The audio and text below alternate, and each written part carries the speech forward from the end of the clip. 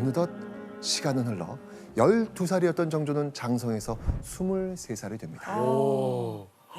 이 정조는 할아버지의 그 보호와 기대에 부응하기 위해 굉장히 노력했습니다. 차마 입 밖에도 낼 수 없는 그런 흉악한 내용을 보내면서까지 정조를 탐탁지 않게 여기면서 위협하는 세력이 존재했던 겁니다. 어떤 날에는요, 정체불명의 남자가 정조의 거처에서 인문에 귀를 대고 이야기를 엿듣다가 도망치기까지 합니다. 그리고 글을 정조가 이렇게 써두면 몰래 책상을 뒤져가지고 그 글을 훔쳐보기까지 합니다. 이 정적들의 사주를 받고 정조를 감시하는 이들이 정말 득실득실했던 겁니다.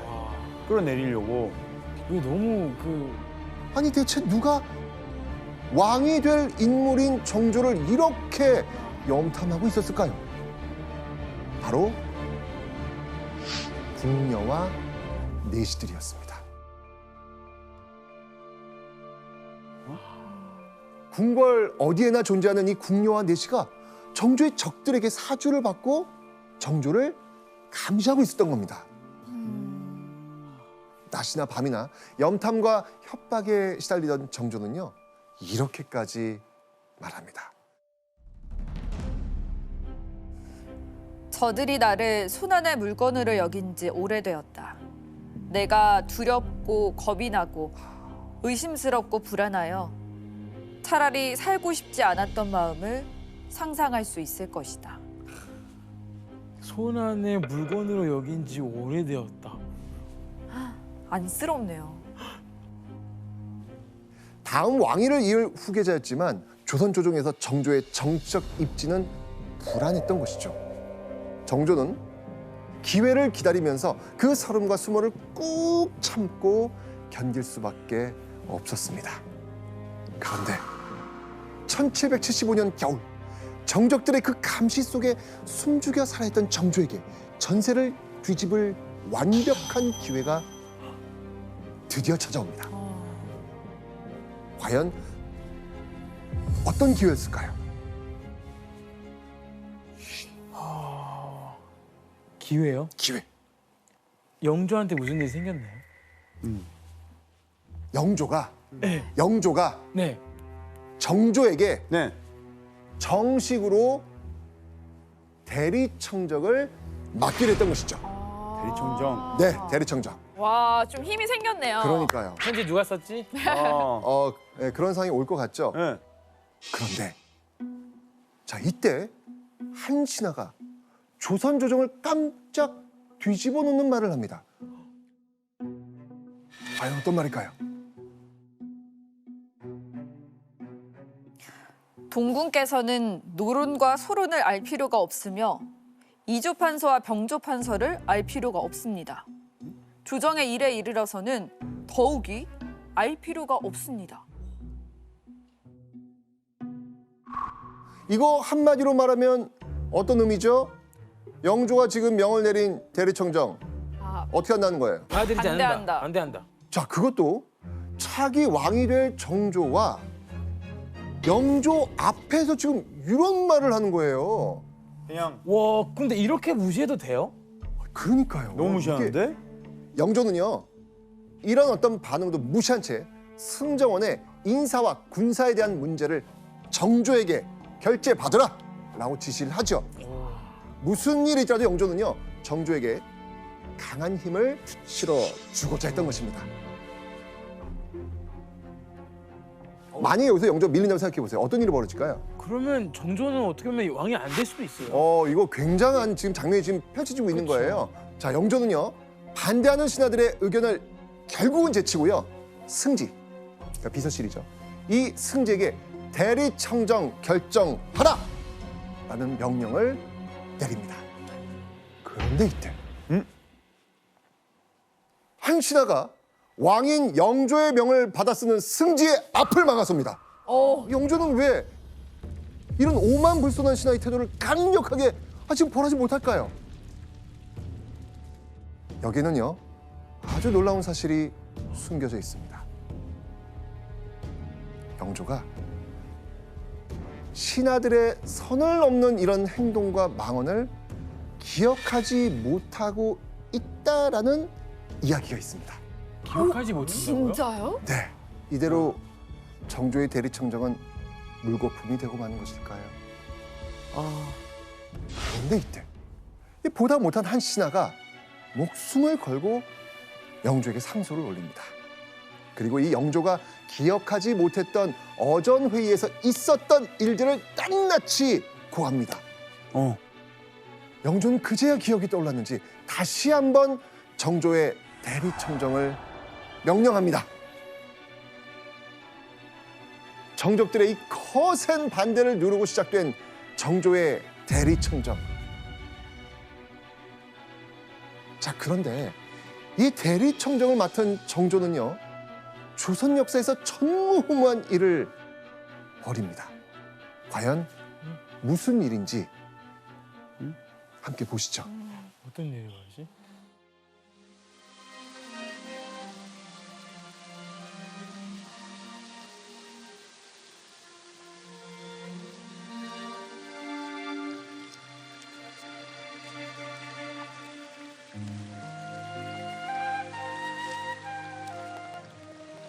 별의별 거랭탕은 다 가봤는데 이런 건 처음이다.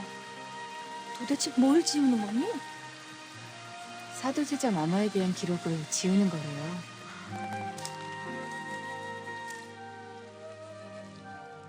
자, 이게 무슨 일인지 아시겠어요? 강에서 지금 이렇게 종이를 지금 이렇게 씻고 있죠. 칙을 좀 네. 씻고 있죠. 자, 이 작업을 이렇게 부릅니다. 세초. 실록을 만든 이후에 초고가 되는 이 원문 기록을 지우는 작업을 세초라고 합니다. 바로 아버지 사도세자의 기록을 지우는 일을 지금 하고 있는 겁니다. 자, 그런데 실록이 편찬되기도 전에 사도세자의 기록을 지우는 세초 작업을 한다? 자, 이거는요, 곧 역사에 기록되기 전에 내용을 지워버린다는 겁니다. 그렇죠. 어떻게 이런 일이 벌어지게 되었을까요? 1776년 2월 이 대리청정을 맡고 2개월이 채 되지 않았을 때였습니다. 정조가 뙤약볕 아래 바짝 몸을 엎드린 채 할아버지 영조에게 눈물을 흘리며 외칩니다. 피눈물을 흘리며 간절한 마음을 외치니 가엾이 여겨 굽어 살피시기 바랍니다. 승정원 일기의 아버지 기록이 너무 끔찍하고 마음이 아프니 아버지의 죽음이 기록된 1762년 그 해의 기록 가운데 사도세자와 관련된 기록을 통째로 없애달라는 겁니다. 그리고 정조는 영조에게 초강수를 띄웁니다. 만약 나의 청을 들어주시지 않는다면 대리청정과 후계자의 지위도 거둬달라고 합니다. 자, 정조가 이렇게 강력하게 주장한 이유 무엇일까요? 지금 계속해서 지금 정조를 흔들고 있는 게 뭐예요? 정통성. 네, 맞습니다. 많은 이들이 계속 그 기록을 보면서 아버지의 죄를 알게 되면 어떻게 되겠습니까?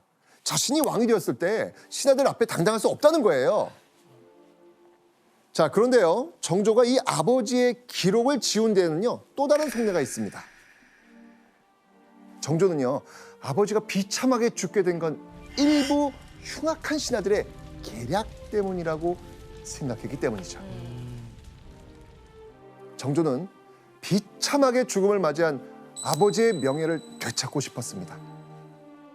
아버지 사도세자의 슬픈 기록을 지운 세초. 이것은 바로 그 첫 번째 작업이었던 것이죠.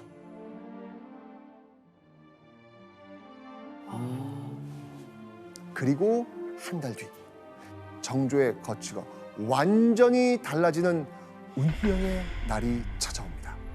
운명의 날. 무슨 일이었을까요? 드디어 정조가 왕이 되었다. 맞습니다. 바로 할아버지 영조가 83세의 나이로 세상을 떠난 겁니다.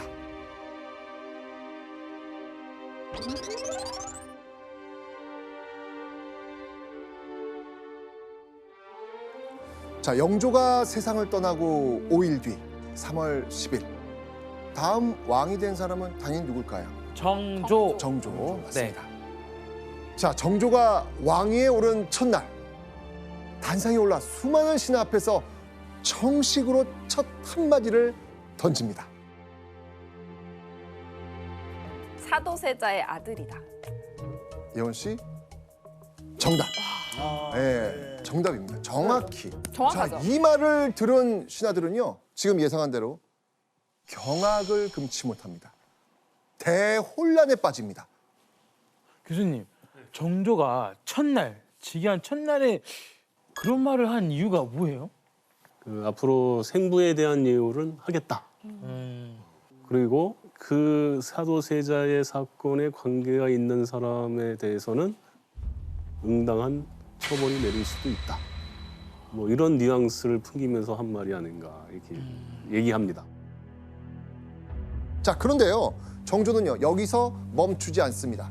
정조가 즉위한 후 아버지의 조노인 사도, 이 사도에 전장, 장, 드릴, 헌, 이 글자를 써가지고 장헌이란 새로운 이름을 추가로 붙여서 부르게 합니다.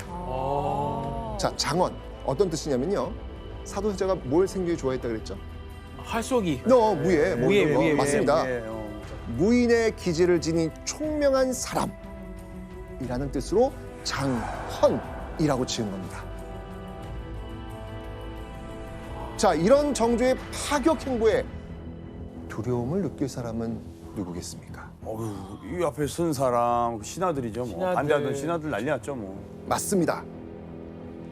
사도세자를 죽게 만들고 방치했던 바로 그들. 왕으로 즉위한 정조는요, 이제까지 못했던 그동안 억눌러 왔던 일들을 드디어 시작합니다. 그 중에서도요, 정조가 10살 때부터 무려 14년간 칼을 갈고 또 갈아왔던 원수가 있습니다. 대체 누굴까요? 이 사람. 내가 마음에 새기며 뼈를 썩혀온 것이 단지 김상로 하나만이 아니고 문성국에 있다.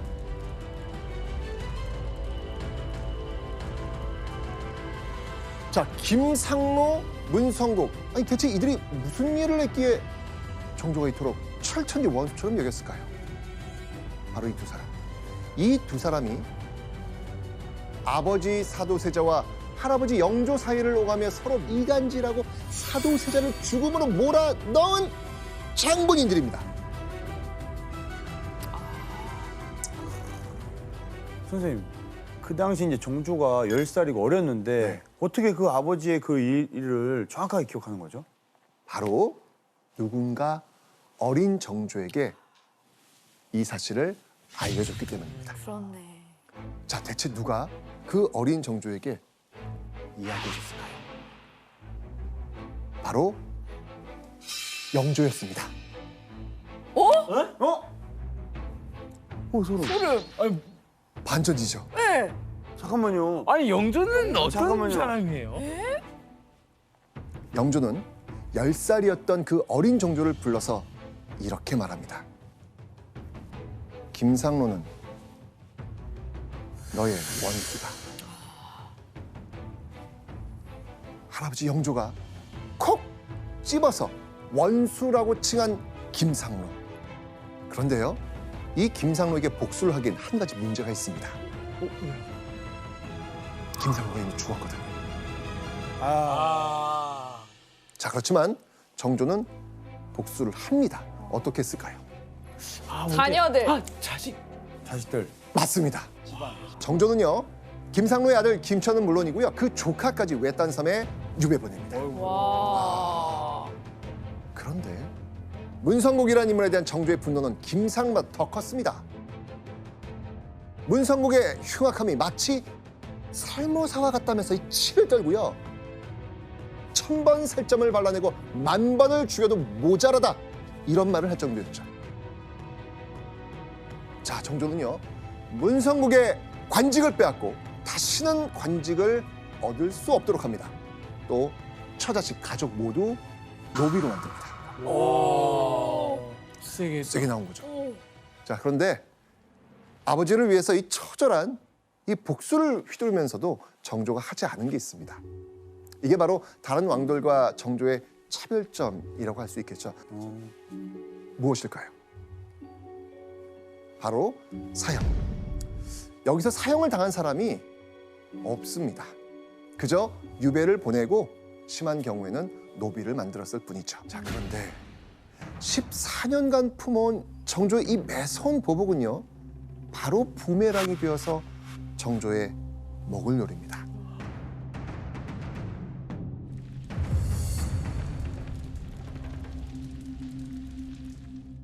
처음 이 정조가 즉위한 다음에 있었던 암살 사건 기억하십니까? 우리 맨 처음 앞에 네, 맨 처음에 이야기했던 네. 그거.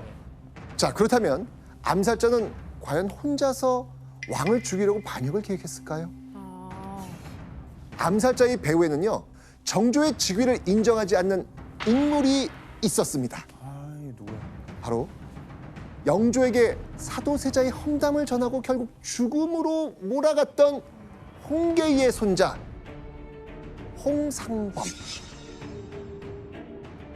자, 그래서 이 홍상범과 아까 잡혔던 그 암살범 대지에 신문시킵니다. 그러자 홍상범이 점쟁이를 동원해서 정조를 저주하고 심지어 정조를 죽이려고 했던 사실이 결국 밝혀집니다. 이뿐만이 아니었습니다.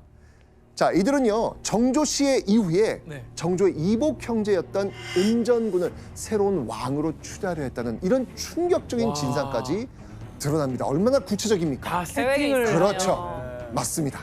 정조가 왕이 된 후에도 여전히 정조를 인정하지 않고 있는 세력들이 이렇게 존재한 겁니다.